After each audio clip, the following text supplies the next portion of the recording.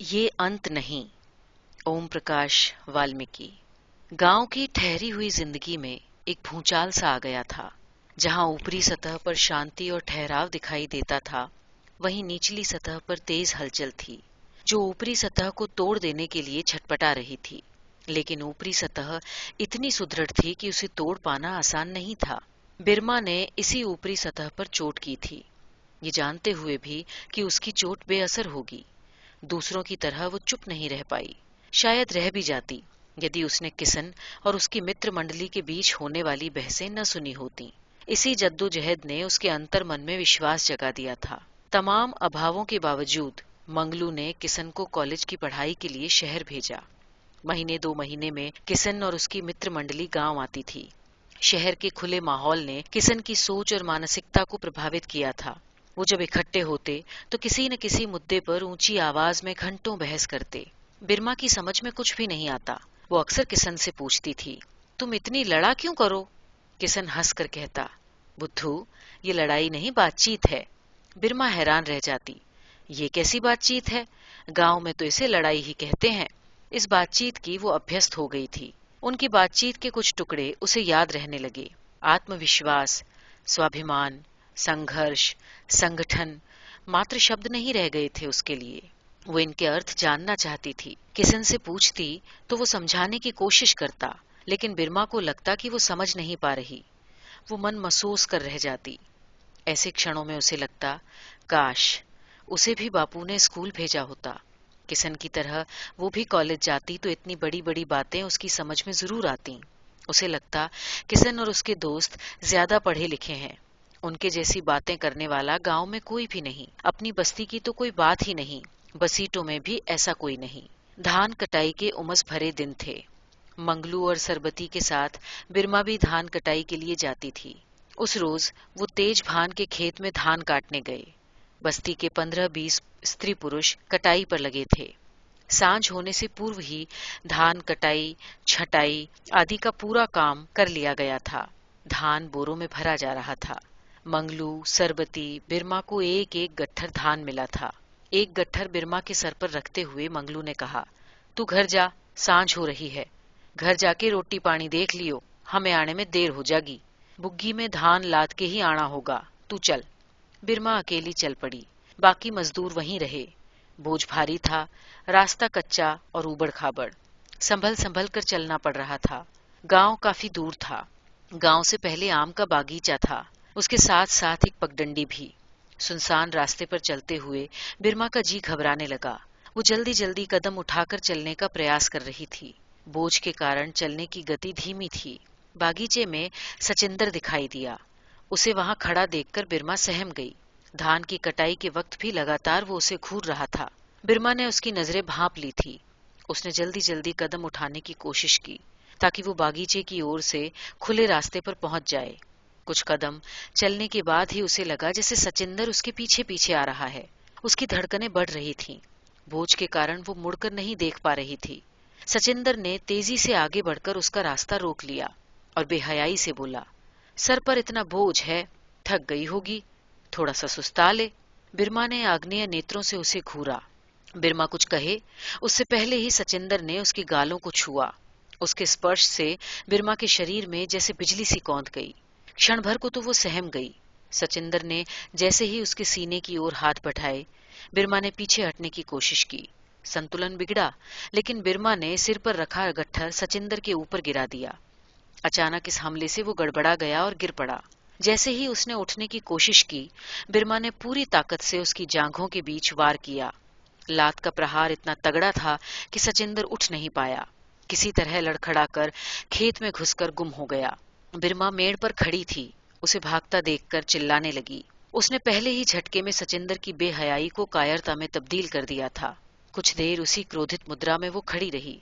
गुस्से में उसका शरीर कांप रहा था। गट्ठर गिरने से धान बिखर गए थे, जिसे देखकर बिरमा का जी दुखी हो गया।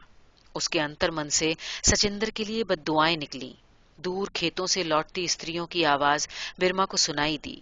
वो गट्ठर पर बैठकर उनका इंतजार करने लगी। बिरमा को रास्ते में बीचों बीच इस तरह बैठा देखकर उन्होंने पूछा, अरे क्या हुआ? कुछ नहीं, ये बोझ गिर गया। करके हाथ लगवा दो, बिरमा ने भीतर उठते शोर को छिपाकर कहा। वो गट्ठर उठवाकर उनके पीछे चल पड़ी। घर लौटकर भी उसका गुस्सा शांत नहीं हुआ था। किशन घर पर ही था। बिरमा को उखड़ा हुआ देखकर उसने पूछा, क्या हुआ? कुछ नहीं, बिरमा ने सहजता से उत्तर दिया, लेकिन उसे रह रहकर रोना आ रहा था। वो किशन के सामने आने से बचने का प्रयास कर रही थी। मंगलू और सरबती के आने में देर हो गई। माँ को देखते ही बिरमा की रुलाई फूट पड़ी। उसे इस तरह हलकान होते देखकर सरबती का हृदय कांपने लगा। वो किसी अज्ञात आशंका से डर गई। उसे घर के भीतर ले गई। क्यों री, क्या हुआ? रो क्यों रही है? सरबती ने पूछा। मंगलू धान के गट्ठरों को सुव्यवस्थित करने में लगा था। किशन उसका हाथ बटा रहा था। बिरमा की हिचकियां बंध गई। सरबती के ढाढ़स देने पर उसने सारा किस्सा कह सुनाया। सरबती अवाक रह गई। उसे लगा जैसे किसी काले साये ने उसके परिवार पर कुदृष्टि डाल दी। वो गुमसुम हो गई। आंखों के भीगे कोरे आंचल से पहुंचते हुए उसने बिरमा को समझाने की कोशिश की। उसे ऊंच नीच समझाई, बदनामी का डर दिखाकर चुप रहने की सलाह दी। माँ की एक एक कोशिश बिरमा को कांटे की तरह बींध रही थी। उसे हर सलाह डर और बेबसी का अक्स दिखा रही थी। उसके भीतर एक भीषण तूफान हिलोरे मारने लगा। वो चुपचाप माँ का एक एक लफ्ज सुन रही थी। बिना कोई प्रत्युत्तर दिए वो उठी और चूल्हा जलाने बैठ गई। चूल्हे की धधकती आग ने उसके अंतस की जलन को और अधिक सुलगा दिया। वो बेबसी से निजात पाना चाहती थी। उसने अपने आंसू पोंछ लिए। मौका देखकर सरबती ने मंगलू से पूरी बात कह दी। मंगलू के पांव तले की जमीन खिसक गई। उसने एक गहरी सांस खींची। रात के गहरे अंधेरे में अपनी पीड़ा को घोलने की चेष्टा करने लगा। कुछ देर की खामोशी के बाद उसने सरबती से कहा, बिरमा को ठीक से समझा देना, किशन से कोई जिक्र ना करे। दोनों के बीच फिर से गहरा सन्नाटा पसर गया। दोनों अपने अपने भीतर उमड़ते चक्रवात की ध्वनि सुन रहे थे। अंधेरे की सघनता उनके भीतर समा गई थी। मंगलू ने गहरी सोच से बाहर आते हुए कहा, बिरमा की माँ, अब एक मिनट के लिए भी उसे अपनी आंखों से दूर ना करियो। टेम बुरा आ रिया है। किसी तरियो इसके हाथ पीले हो जा तो कुछ चैन मिले। उसकी आवाज किसी अंधेरी गुफा से छन कर आ रही थी। तेज भान के खानदान के चरित्र को मंगलू अच्छी तरह जानता था। सचिंदर की हरकतें किसी से छिपी न थीं। बाप बेटे दोनों की नजर में किसी दूसरे के मान सम्मान का कोई मतलब ही नहीं था। सचिंदर का नाम सुनते ही मंगलू आतंकित हो गया। रात भर मंगलू, सरबती और बिरमा अपने अपने ढंग से समस्या का समाधान खोजने की कोशिश कर रहे थे। बिरमा ने पूरी रात जाग कर काटी। सुबह जब वो उठी तो उसकी आंखें सूजी थी और चेहरा उदास। वो घर के काम में लग गई थी। मंगलू भी जल्दी उठकर जंगल फरागत के लिए चला गया। सरबती खाली घड़े लेकर कुएं से पानी लेने चली गई। बिरमा ने उन दोनों के जाते ही किशन को जगाया। बिरमा ने किशन को कल की पूरी घटना से अवगत करा दिया। वो रात भर जागकर अपने आप को हर एक स्थिति के लिए तैयार कर चुकी थी। उसकी आंखों में आंसू की जगह गुस्सा और नफरत भरी थी। सचिंदर की इस हरकत पर किशन का खून खौल उठा। जिस्म में जैसे अंगारे से भर गए। मंगलू के बाहर से लौटते ही वो बिफर पड़ा। मंगलू हक्का बक्का रह गया। बिरमा किशन के ठीक पीछे खड़ी थी। मंगलू ने पूरी जिंदगी झुके झुके गुजारी थी। किशन अब उसे सीधा खड़े होने को कह रहा था, जबकि सीधा खड़ा होना उसकी आदत में नहीं था। मंगलू को लगा जिसका डर था वही हुआ। जवान लड़का है, कुछ उल्टा सीधा न कर बैठे। उसने दयनीय होकर कहा, ना किशन ना, जबान खोलोगे तो बुरा हो जाएगा। इबी तो बात घर में है, कल पूरे गांव देहात में फैलेगी, बदनामी होगी, बिरमा के माथे पे दाग लग जाए। चुप रहना ठीक है। मंगलू की बात बीच में ही काटकर किशन बोला, बापू, बिरमा का क्या दोष है? उसको सजा नहीं मिलेगी। जो उसे सजा क्यों मिले? नहीं बापू, सचिंदर को सजा मिलेगी। किशन गुस्से में बाहर निकल गया। मंगलू ने रोकने की बहुत कोशिश की, लेकिन वो नहीं रुका। किशन शहर आ गया। उसने अपने साथियों को इकट्ठा करके घटना की जानकारी दी। अपने बापू और माँ के डर की बात भी उसने खुलकर बताई। अब आप लोग बताओ क्या करना चाहिए? किशन ने सवाल किया। विचार विमर्श के बाद सभी की राय थी कि तेज भान ताकतवर आदमी है। उसके लड़के पर हाथ डालने का मतलब है आंख से खेलना। सभी की राय थी कि सचिंदर से सीधा टकराने के बजाय पुलिस की मदद ली जाए। वे सभी थाने में रपट लिखाने गए, लेकिन इंस्पेक्टर ने रपट लिखने से साफ मना कर दिया। इस बात पर उनके बीच काफी गर्मागर्मी हो गई। इंस्पेक्टर ने कटाक्ष करते हुए कहा, छेड़छाड़ी तो हुई है, बलात्कार तो नहीं हुआ। तुम लोग तो बात का बतंगड़ बना रहे हो। गांव में राजनीति फैलाकर शांति भंग करना चाहते हो। मैं अपने इलाके में गुंडागर्दी नहीं होने दूंगा। चलते बनो। कुछ क्षण उनके बाहर निकलने का इंतजार किया गया। जब वो टस से मस नहीं हुए तो अजीब सी मुद्रा बनाकर बोला, फूल खिलेगा तो भौरे तो मंडराएंगे। उसने बेशर्मी से खीसें निपोरी। उसके इस तरह बोलने से किशन बौखला गया। उसने तिलमिलाकर कहा, तमीज से पेश आइए। इंस्पेक्टर का झन्नाटेदार थप्पड़ किशन के गाल पर पड़ा। हरामी की औलाद, ये डंडा पूरा उतार दूंगा, तू मुझे तमीज सिखाएगा? इंस्पेक्टर ने बिना देरी किए सभी की धुनाई शुरू कर दी। अचानक हमले से वो हड़बड़ाकर इधर उधर भागने लगे। पिट पिट कर वो थाने से बाहर आ गए। पुलिस के साथ उनकी ये पहली मुठभेड़ थी। कानून की किताबें रटने वाले भी बेबस थे। प्रवीण कानून के दूसरे वर्ष में था।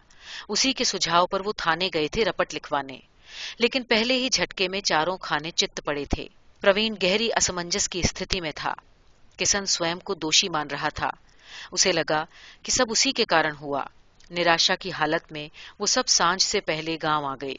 गांव पहुंचकर उनका गहन विचार विमर्श हुआ, जिसमें यह तय किया गया कि बस्ती के लोगों को इस घटना की जानकारी देकर एकजुट किया जाए, ताकि गांव में एक दबाव बन सके। सचिंदर ऐसी कोई हरकत करने से पहले 10 बार सोचे। सांझ होते होते बस्ती के तमाम बुजुर्गों और नौजवानों को एक जगह बुला लिया गया। बस्ती के बीचों बीच नीम का पेड़ और एक चबूतरा था। वहीं सब जमा हुए। किशन ने खड़े होकर सचिंदर की हरकतों के बारे में बताया।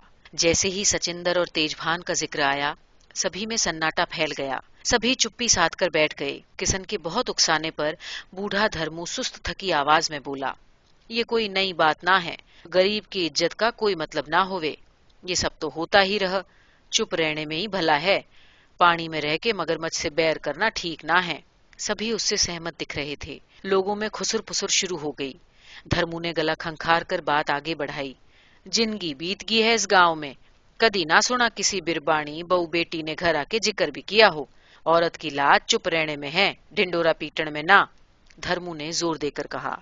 धर्मू की हाँ में हाँ मिलाते हुए रामजी दास भी बोलने लगा, ये शरीफ बहु बेटियों के लक्षण ना है। मर्द के सिर फुटोवल करा के चैन मिलेगा। किशन हैरानी से उन्हें देख रहा था। प्रवीण ने कुछ बोलने की कोशिश की तो वे सभी एक एक करके खिसकने लगे। किशन का रहा सहा हौसला भी टूटने लगा। उसने उन्हें रोकने की कोशिश की, लेकिन धीरे धीरे सभी उठकर चले गए। एकजुट होकर संघर्ष करने की बात तो दूर, वो बात सुनने को ही तैयार नहीं थे। तेजभान के डर ने उन्हें इतना भयभीत कर रखा था कि वो कुछ देर रुककर बात सुनने की स्थिति में भी नहीं थे। किशन की मित्र मंडली के लिए ये स्थिति एकदम नई थी। कॉलेज की राजनीति में उनका दखल था, लेकिन गांव में कोई भी उनकी बात सुनने को तैयार नहीं था। वो चुपचाप एक दूसरे का मुंह देख रहे थे। उनके मन में कई तरह के सवाल उठने लगे।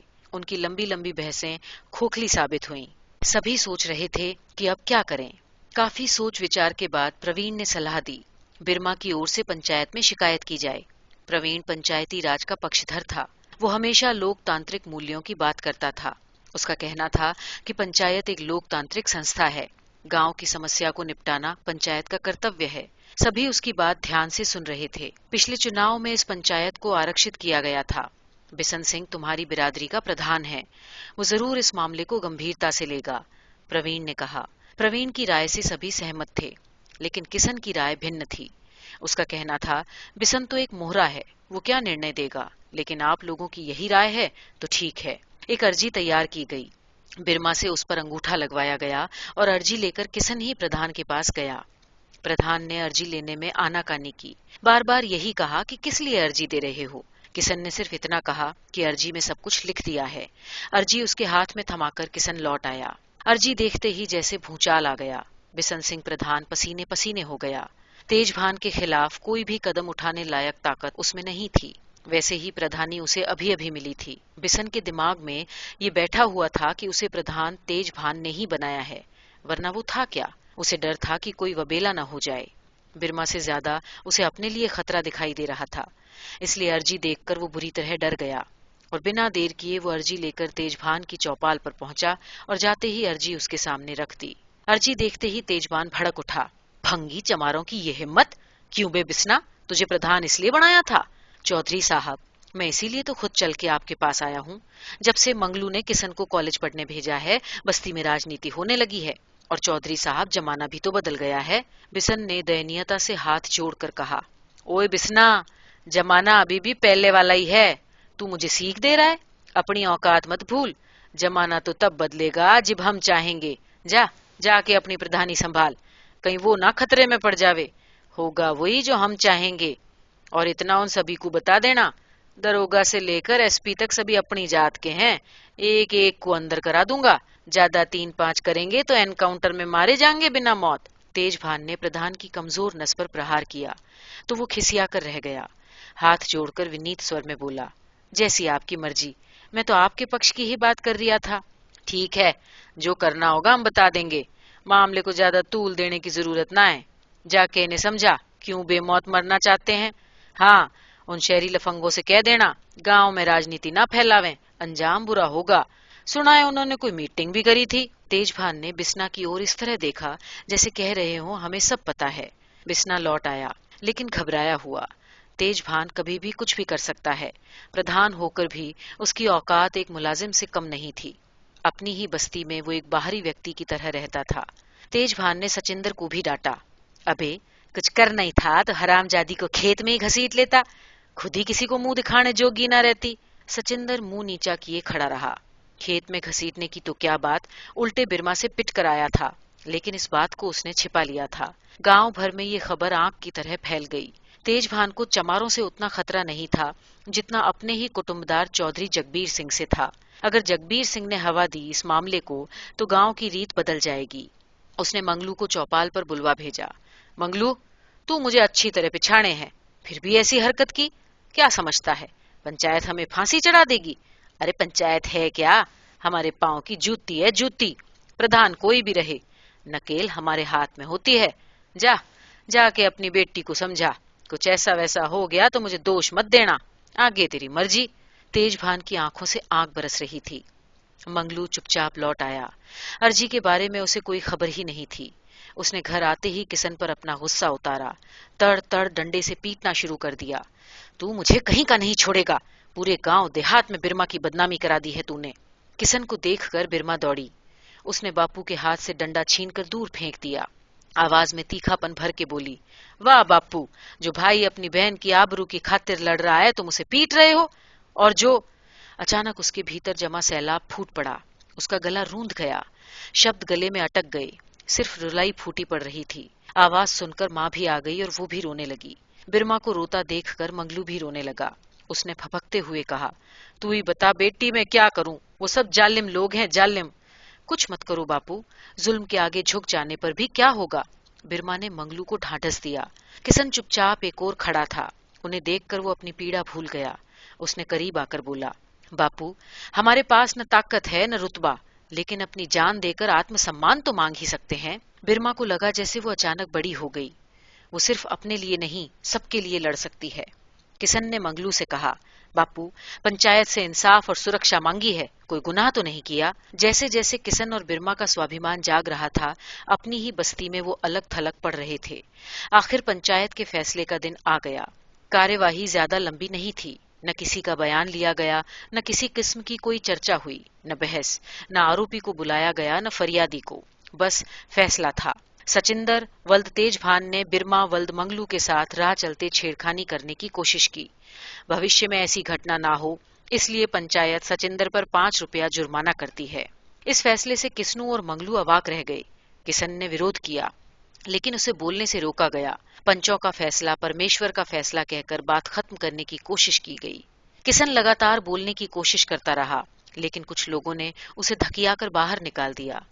तेजभान के लोग उठकर खड़े हो गए और लाठियां फिर से लंबी होने लगी। किशन हताश होकर लौट आया। पीछे पीछे मंगलू भी आ गया। बिरमा ने उनके उतरे चेहरे देखे तो सब कुछ समझ गई। घर में मातम सा छा गया। शाम तक किशन की मित्र मंडली भी आ गई। पंचायत का फैसला सुनकर उनके चेहरे भी उतर गए।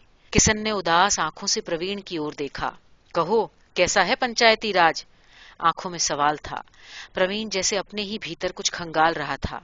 उन्हें चुप देखकर बिरमा बोली, किशन भैया ठीक कहवे थे, पंचायत में न्याय ना होता, जात बिरादरी देखी जावे है, गुंडागर्दी होती है पंचायत के नाम पे। बिरमा को इस तरह बोलते हुए वो पहली बार देख रहे थे। बिरमा की मुखरता से चेहरे पर एक अजीब सी चमक आ गई थी, जिसकी ओर सभी का ध्यान गया। प्रवीण जो अभी तक चुप था, उसने बिरमा से कहा, हाँ, तुम ठीक कह रही हो। किशन ने पहले ही कहा था कि बिशन सिंह एक प्रधान होते हुए भी सिर्फ एक मोहरा है। बिरमा ने उन सभी को संबोधित करते हुए कहा, इस हार पर मुंह क्यों लटका रहे हो? ये अंत ना है। तुम लोगों ने मेरे विश्वास को जगाया है। इसे मारने मत देना। उसके भीतर जैसे कुछ उबल रहा था जो बाहर आना चाहता था। सभी ने मिलकर कहा था, ना बिरमा, ना, ये अंत नहीं है। तुमने हमें ताकत दी है। हार को जीत में बदलेंगे, लोगों में विश्वास जगाकर, ताकि फिर कोई बिसन मोहरा न बने। सभी के चेहरों पर उम्मीद दिखाई दे रही थी। मंगलू और सरबती भी उनके साथ आकर मिल गए थे, एक नई उम्मीद के साथ।